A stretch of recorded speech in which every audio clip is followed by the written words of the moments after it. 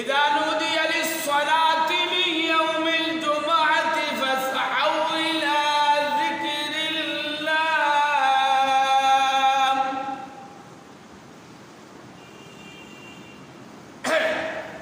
এই আয়াতুল ব্যাখ্যা বাবুল আযানের মধ্যে হাদিস, এই আযানের ব্যাখ্যার মধ্যে আযানের জবাব দেওয়া দুই রকম, একটা হইল কওলি আর একটা হইল ফেলি।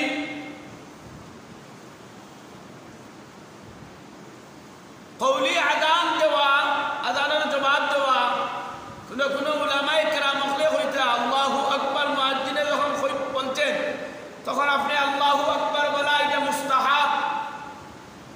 একগুলো উলামায়ে কেরাম বলছেন মুয়াজ্জিনের আল্লাহু আকবারের লগে আপনি আল্লাহু আকবার বলা ওয়াজিব, কিন্তু ফেলি জবাব দেওয়া, কর্মর জবাব দেওয়া, এই আয়াত এবং হাদিসের ব্যাখ্যার মধ্যে মুফাসসিরিনে কেরাম বলতেছেন যখন মুয়াজ্জিনে বলবেন আল্লাহু আকবার আল্লাহু আকবার, ও আল্লাহর গোলাম তুমি যদি মুসলমান হয়ে থাকো তাহলে তোমার সমস্ত কর্ম আপনার বিরত রাখে, তুমি সমস্ত কর্ম স্থগিত রেখে নামাজের দিকে আসে, তোমার জন্য ওয়াজিব কর্তব্য আসতে হবে।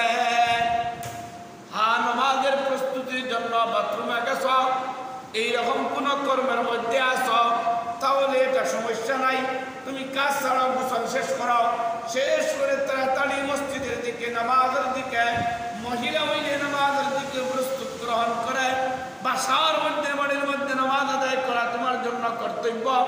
ওয়াজিব পুরুষ হইলে মসজিদের দিকে তুমি আসা তোমার জন্য কর্তব্য, যদি আসো না তাহলে তুমি গুনাহগার হইবা।